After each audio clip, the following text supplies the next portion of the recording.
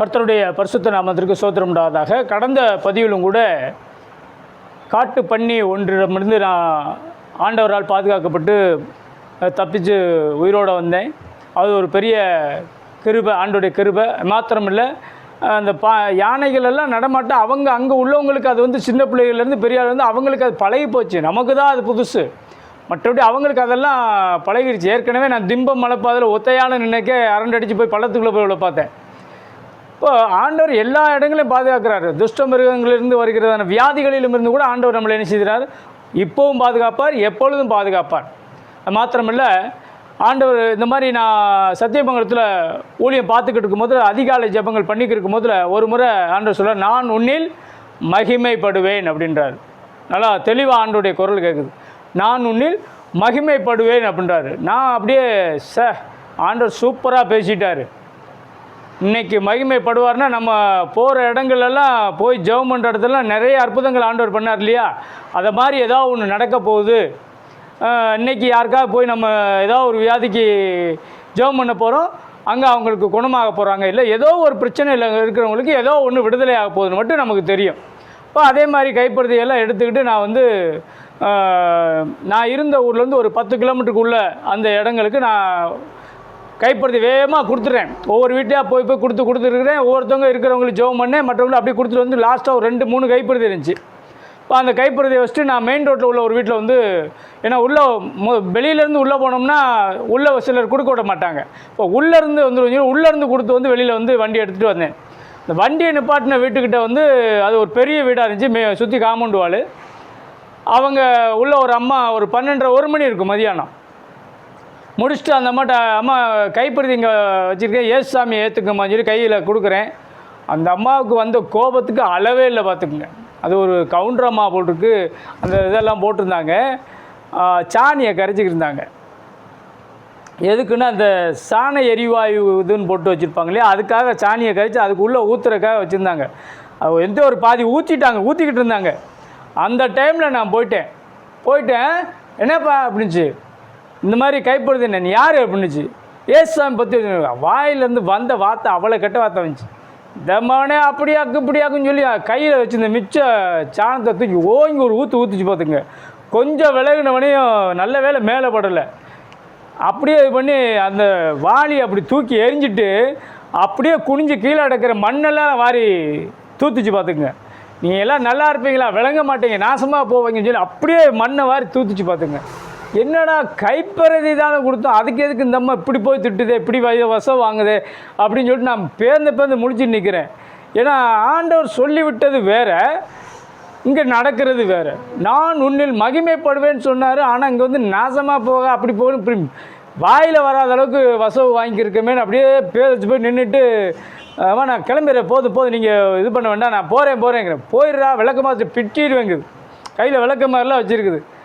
நான் என்னன்னா எதுக்கு நம்மளை எதுக்கு இந்த மாதிரி இந்தம்மா திட்டுதே தெரியலையே அப்படின்ட்டு மூச்சு விடாமல் வந்து ஒரு நிமிஷம் அந்த கொஞ்சம் மேலே அந்த சாணி தெளிச்சு இந்த பட்டுது அதையெல்லாம் தொடச்சிட்டு வெளியில் அப்படியே நின்றுட்டு கைக்குட்டை வச்சு தொடச்சிக்கிட்டு நின்றுக்கிட்டு இருக்கிறேன். பழைய வடிக்கும் என்ன நினச்சின்னு தெரியல அந்த அம்மா. ஏய் தம்பி உள்ளே வாங்கிடுச்சு. நான் சரி பழைய வடிக்கு முழுக்க காய்ச்சி ஊற்ற போகுது ஒன்று இருக்குது அப்படின்ட்டு சாணியை கரைச்சி ஊற்ற போட்டு நம்ம என்னடா பண்ண போவோமா வேணாமா, உள்ளே வாப்பா உள்ளே அப்படின்னுச்சு. நான் என்னம்மா அப்படின்னேன். வாங்க உள்ளே வாங்கிச்சு. என்னம்மா அப்படின்னேன். இப்படி உட்காரு அப்படின்னுச்சு. எதுக்குமா சாணி இன்னும் நிறையா கரைச்சி ஊற்ற போகிறீங்களா? உட்காரு. கோபத்தில் நானும் கத்திட்டேன், நீ யார் என்னன்னே தெரியல, நீ இயேசுவை பற்றி சொன்னோன்னே எனக்கு கடுப்பாயிருச்சு, ஏன் சொல்லணும்ல உன்ட்ட அப்படின்னுச்சு. சொல்லுங்க, எதனால் இப்படி செஞ்சீங்க அப்படின்னேன். இல்லை என் பையன் 28 வயசு 30 வயசு பையன்டா, திடீர்னு பார்த்தேன்னா அவனுக்கு ஒரு மாதிரி பேய் பிடிச்ச மாதிரி ஆயிடுச்சு. அப்படிப்பட்ட பையனை வந்து நான் வீட்டில் எல்லா கோயில் உலகமெல்லாம் சுற்றி ஒன்றும் சரியாகலை. வீட்டில் இருந்தான். பக்கத்தில் இருந்து ஒரு ஊர்லேருந்து ஒரு பாஸ்டர் வந்தான் பார்த்துக்க. வந்தவன் என்ன பண்ணால் வந்து ஏசுசாமியை பற்றி சொல்லி நான் ஜெபம் பண்ணால் குணமாயிரும், ஒரு மாதம் என் வீட்டுக்கு என்னோடய சர்ச்சுக்கு அனுப்புங்க, நான் அந்த பையனை ஃபுல்லாக பூரண விடுதலை பண்ணி ஆண்டவர் குணமானோடனே நான் உங்கள்கிட்ட அனுப்பிடுவேன் அப்படி இப்படின்னு சொன்னோடனே நானும் அனுப்பிவிட்டேன்டா. சரின்னு சொல்லி அனுப்பிவிட்டா வருஷ கணக்கில் ஆகி அந்த பையன் என்கிட்ட வரலடா. நானும் கேட்டேன், இன்னும் வந்தால் வருவான், வருவான் ஃபோனில் கேட்டோம்னா அப்படி தான் சொல்கிறான்டா. கடைசியில் பார்த்தா ஒரு வருஷத்தில் அவன் சரியாகி அந்த சர்ச்சில் எவளுக்கும் ஒருத்தனை கட்டி கொடுத்துட்டான்டா. எங்களை யாருமே கேட்கல. தாழ்த்தப்பட்ட ஜாதி, என்ன ஜாதின்னு சொல்ல விரும்பலை, தாழ்த்தப்பட்ட இவங்க கவுண்டரு, நாங்கள் கவுண்டரு, ஒரே ஒத்த பையன், எனக்கு கோடிக்கணக்கில் சொத்து இருக்குது, அந்த சொத்துக்கெல்லாம் வாரிசு அவன் தான் பார்த்துக்க. ஆனால் இவன் எங்களை யாரையும் கூப்பிடலை, யாரையும் எதையும் கேட்கல. அவனாக ஒரு பிள்ளைய கொண்டு இந்த பாஸ்டர் ஒருத்தையை கட்டி வச்சிட்டான்டா. அப்புறம் எனக்கு கோவம் வருமா வராதா அப்படின்னு அப்படி கேட்டாங்க. எனக்கு அப்படியே ஆமாம். அப்புறம் கோவம் வராமல் நல்ல வேலை இன்றைக்கி அவனுக்கு போய் அந்த ஆளுக்கு பதில் நம்ம வந்து சிக்கிட்டோம் போட்டிருக்கு அப்படின்ட்டு யோசனை பண்ணேன். இப்போ தான் ஆண்டவர் சொன்னார், என்னை குறித்து நீ சொல்லு அப்படின்னார். உங்கள் கிறிஸ்தவ கும்பிட்றவங்களே அப்படி தாண்டா இருப்பீங்களா, உங்கள் பாஸ்டர்மார்கள் அப்படி தான் இருப்பீங்களா, நீ எப்படின்னு எனக்கு தெரியல அப்படின்ச்சு. ஏமா ஆண்டவர் அப்படிப்பட்டவர் கிடையாது. விடுதலை கொடுக்கறது ஆண்டவர். ஆனால் ஆண்டவர் வந்து இப்படியெல்லாம் செய்ய சொல்லலை. ஆனால் உங்கள் பையனுக்கு எங்கே போச்சு அறிவு, அவங்க தான் செய்ய சொல்கிறாங்கன்னா அவங்க அந்த பையன் உங்ககிட்ட கேட்டுக்கணும்ல அப்படின்னா. இல்லை அவன் ஏற்கனவே பேய் பிடிச்சி போயிருந்தான், அவன் புத்தியை மாற்றி விட்டாங்கடா அப்படின்னா. புத்தியை மாத்திரலாம் இருக்கணும். கல்யாணம்ன்றது யார்கிட்ட கேட்கணும், உங்ககிட்ட தானே கேட்கணும். கேட்டுட்டுல பண்ணியிருக்கணும். கேட்காம பண்ண யார் தப்பு பண்ணணும்? ஆமாம் அவன் தப்பு தான். இப்போ ஏன் நீங்கள் பாஸ்டர்மார்களை வைறீங்க, உங்கள் பையன் மேலே தப்பு இருக்குல்ல. அப்புறம் ஏசாமி மேலே அவர் வந்து பாவத்தை மன்னிக்கிறதுக்காகவும் இந்த பிசாசு பிடி, கடன் பிடி, பில்லி சூனியம் இதிலேருந்து விடுதலை கொடுக்கறதுக்காக தான் இயேசு பற்றி நாங்கள் சொல்ல வர்றோம். மற்றபடி மதம் மாத்திரக்கோ இப்படி போய் நம்ம இது பண்ணுறக்கோ கிடையவே கிடையாதுன்னு சொன்னோடனே அது அப்படியே சாந்தமாயிட்டு ஒரு நாள் ரொம்ப நான் போராடி அழுதேன்டா. அழுத போது உங்கள் ஏசாமி என்கிட்ட வந்து இந்த உன் பையன் என்கிட்ட தான் இருக்கான், நான் தான் பார்த்துக்கிருக்கேன், நான் தான் பாதுகாக்கிறேன், நீ ஒன்றும் கவலைப்படாதுன்னு சொன்னதால தான் நான் அமைதியாக இருந்தேன் அப்படிங்குது. ஆண்டவர் அவங்க கூடயும் பேசியிருக்கிறார். அவங்க ஏதோ இந்து விக்கிர வழிபாடு பண்ணுறவங்க அவங்க கூடலாம் பேச மாட்டேன்லாம் கிடையாது. அவர் யார் கூட ஆண்டவர் பேசுவார். அவங்க கூட ஆண்டவர் பேசியிருக்காரு. நாட்களில் வந்து பார்வோன் மன்னன் இடத்துலேயே வந்து திடீர்னு ஒரு பஞ்சம் வரப்போகுது, 7 வருஷம் பஞ்சம் வரப்போகுது, 7 வருஷம் செழிப்பான ஆண்டா இருக்க போகுதுன்னு சொல்லி அவர் கூட சொப்பனத்தில் பேசலையா, அதுக்கு விளக்கம் யோசிப்பு கொடுத்தார் இல்லையா. அதே மாதிரியே அவ்வளோ ஏன் நேபுகாத் நேசர்ட்ட ஆண்டவர் பேசலையா, ஒரு சிலை பொற்சிலையை நிறுத்தி அதுக்கு உண்டான பாகங்கள் எல்லாம் வெளிப்படுத்தி காட்டி அதுக்கு விளக்கம் தானியல் கொடுக்கலையா. அது இன்றைக்கு வரைக்கும் நமக்கு நடந்துக்கிருக்குல்ல. அதனால் யார் கூட எப்படி பேசுவார்னெல்லாம் தெரியவே தெரியாது. எல்லாரு கூட ஆண்டவர் பேசத்தான் செய்வார். ஏன் அப்படி பார்த்தீங்கன்னா ரோமர் 10வது அதிகாரம் 12வது வசனத்தில் கூட பவுல் சொல்லியிருக்கிறாரு, யூதன் என்றும் இல்லை கிரேக்கன் என்றும் இல்லை. அதாவது யூதன் என்றும் இல்லை கிரேக்கன் என்றும் வித்தியாசமே இல்லை, எல்லாருக்கும் கர்த்தரானவர் தம்மை தொழுது கொள்ளுகிற யாவருக்கும் ஐஸ்வர்ய சம்பனராக இருக்கிறார். தம்மை தொழுது கொள்ளுகிற யாவருக்கும் ஐஸ்வர்ய சம்பனராக இருக்கிறாராமா. அப்போ ரோமர் 10:12 அப்படி சொல்லியிருக்கிறார். அவர் எல்லாத்தையும் தான் யூதனுக்கு யூதனா போ, கிரேக்கனுக்கு கிரேக்கனா போ அப்படின்னு தான் சொல்லியிருக்கிறார். ஏன்னா அவர் கூட கிரேக்கனா போன, ஏன்னா விக்கிரக வழிபாடு பண்ணுறவங்க கிரேக்கர்கள், இவ்விக்கிரக வழிபாடு பண்ணாதபடிக்கு உடன்படிக்கை பற்றியும் ஆசரிப்பு கூடாரத்தையும் வணங்குறவங்க வந்து யூதர்கள். அப்போ யூதர்களுக்கு யூதர் பிரகாரம் போதி, கிரேக்கர்களுக்கு கிரேக்கர் பிரகாரமாக போதின்னு தான் பவுலே சொல்லியிருக்கிறாரு. அதிலே வித்தியாசம் இருக்குது பாருங்கள். நான் இவங்களுக்கு இப்படி தான் போதிப்பேன், அவங்களுக்கு இப்படி தான் போதிப்பேன், அப்படி உங்களுடைய சுய முயற்சியை பூத்தக்கூடாது. எல்லாருக்குள்ளேயும் எல்லாமா தான் ஆண்டவர் இருக்கிறார். அதனால் வந்து அந்த இடத்துல வந்து பாகுபாடு செஞ்சு நினைச்சக்கூடாது, பாராட்டக்கூடாது, பாகுபாடாக நீங்கள் போதிக்கக்கூடாது. அந்த பாகுபாடே நம்ம என்ன செய்ய வேண்டியல, இந்த வழிபாட்டு முறைகளில் நம்ம காட்ட வேண்டிய, அதாவது அந்த வழிபாட்டு முறைகளில் தான் வித்தியாசமாக இருக்க ஒழிய நம்ம மத ரீதியாக நமக்கு தேவையே கிடையாது. அதை தான் நீங்கள் முக்கியத்துவப்படுத்தி சொல்லக்கூடாது. கிறிஸ்தவ மதத்துக்கு முக்கியத்துவம் கொடுத்து சொல்லக்கூடாது. ஆண்டவராகிய இயேசு கிறிஸ்து எல்லாத்துக்குமே பொதுவான தேவன். அதையும் கூட அப்போஸ்தலர் நடவடிக்கைகளில் 17வது அதிகாரத்தில் 23வது வசனத்தில் கூட பவுல் சொல்லியிருக்கிறாரு, எப்படி என்றால், நான் சுற்றித்திருந்து உங்கள் ஆராதனைக்குரியவர்களை கவனித்து பார்த்த பொழுது அறியப்படாத தேவனுக்கு என்று எழுதியிருக்கிற ஒரு பலிபீடத்தை கண்டேன். நீங்கள் அறியாமல் ஆராதிக்கிற அவரையே நான் உங்களுக்கு அறிவிக்கிறேன் என்று சொல்கிறார். உலகத்தையும் அதில் உள்ள யாவற்றையும் உண்டாக்கின தேவனானவர் வானத்திற்கும் பூமிக்கும் ஆண்டவராக இருக்கிறபடியால் கைகளினால் கட்டப்பட்ட கோவில்களில் அவர் வாசம் பண்ணுகிறது இல்லை. 26வது வசனத்தில், மனுஷ ஜாதியான சகல ஜனங்களையும் அவர் ஒரே இரத்தத்தினாலே தோன்ற பண்ணி பூமியின் மீது எங்கும் குடியிருக்க செய்து முன் தீர்மானிக்கப்பட்ட காலங்களையும் அவர்கள் குடியிருப்பின் எல்லைகளையும் குறித்திருக்கிறார்.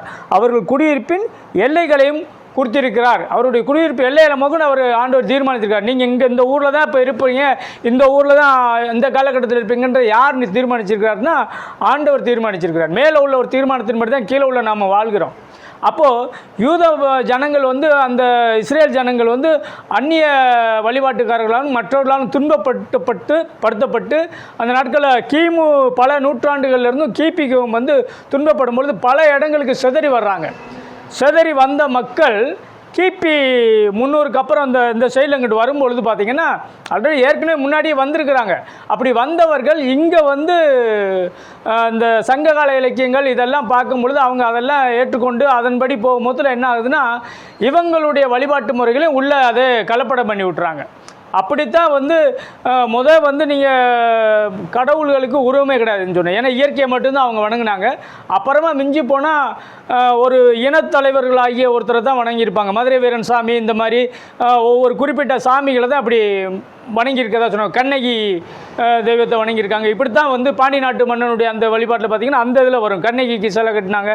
இப்படித்தான் வருமே ஒழிய இந்த முறைப்படி மூலஸ்தானம் கருவூலம் வெளிப்பிரகாரம் சொல்லி அந்த முறைமடியெல்லாம் கிடையவே கிடையாது. அரசர்கள் எல்லாம் இவர்கள் சொன்னது படியாக இருந்தால் அதுக்கப்புறமா கெட்டவே செஞ்சாங்க. ராஜராஜ சோழனாக இருக்கட்டும், மற்ற பாண்டிய மன்னர்களாக இருக்கட்டும், சேர சோழ பாண்டியர்கள், அதுக்கு முன்னாடி வாழ்ந்த சிற்றரசர்கள் பேரரசர்கள் எல்லாமே இந்த யூத ஜனங்கள் உள்ளே வந்து இந்த ஆரியர்களாக கலப்படம் ஆகும் பொழுது தான் அவங்க 5 ஆகமங்கள் சொல்கிறாங்களே. இன்றைக்கி பஞ்சாகமம்னு சொல்கிறாங்கல்ல. பஞ்சாகமம்னா என்ன? இந்த பைபிளில் இருக்குது. ஆதி ஆகமம், யாத்திராகமம், எண்ணாகமம், உபாகமம், லேவியாகமம் சொல்லி 5 ஆகமம் இருக்குது. அவங்களும் அந்த 5 ஆகம விதிகளை தான் ஃபாலோ பண்ணுறாங்க. இந்த 5 ஆகம விதிகளில் சொல்லப்பட்ட காரியங்கள் அப்படியே அவங்க ஆரியர்கள் அதையும் ஃபாலோ பண்ணுறாங்க. இன்றைக்கி அதை தான் பார்த்திங்கன்னா அங்கே வந்து ஆசரிப்பு கூடாரத்தில் மகா பரிசுத்த ஸ்தலம் பிரகாரம் வெளிப்பிரகாரம் சொல்லி அப்படி தான் அவங்க வணங்கினாங்க. அதே முறை தான் இங்கேயும் இருக்கும். வெளியில் வந்து பலியிடுறது, இந்த தூண் அமைக்கிறது எல்லாமே வெளியில் தான் இருக்கும். இந்த முறைமையும் அந்த முறைமையும் ஒரே மாதிரி இருக்குது. அங்கே உடன்படிக்கை பற்றி இங்கே சிலையை வடித்து அவனுக்குள்ளே அவங்க அழகுபடுத்தி அதை வந்து என்ன பண்ணுறாங்க, தெய்வமாக வணங்குறாங்க. அங்கே உடன்படிக்கை பெட்டி மேலே வந்து ஒரே ஒரு ஆசாரி மட்டும்தான் உள்ளே போய் நிச்சய முடியும். வருஷம் ஒரு தடவை போய் ரத்தம் தெளிக்க முடியும். அந்த முறைமையை ஃபாலோ பண்ணாங்க. 2 முறைமைகள் ஒரே தான். வழிபாட்டு முறைகள் வேறு மாதிரி ஆயிடுச்சு. அந்த பாரம்பரியத்தில் வந்த வரையில் ஒவ்வொன்றா மாறிடுச்சு. அவ்வளோதான் வித்தியாசம். அதனால் இங்கே எல்லா மக்களுக்காகவும் தான் ஆண்டவராக இயேசு கிறிஸ்து வந்து பலியானார், விளையாடப்பட்ட இரத்தத்தை சிந்தினார். எல்லாருக்குமே மீட்பு உண்டு. அப்போ யாரெல்லாம் ஆண்டவராக இயேசு கிறிஸ்துவை வணங்குகிறோமோ தொழுது கொள்கிறோமோ அவர்களெல்லாம் ரசிக்கப்படுவார்கள் வேதத்தில் போட்டிருக்கு. அதனால தான் ஆண்டவராக இயேசு கிறிஸ்துவை பற்றி இவ்வளோ தூரம் சொல்கிறோம். காலம் சமீபம், எல்லாருமே ஏற்றுக்கொள்ளணுன்றக்காக தான் எல்லா விதத்தையும் நான் சொல்லணும்னு சொல்கிறோம். இங்கே உள்ள சிவ வாக்கியர்லேருந்து புலவர்கள் பாடின மற்ற சிவபுராணத்துலேருந்து எல்லாமே அதனுடைய காரியங்கள் சொல்லப்பட்டிருக்குது.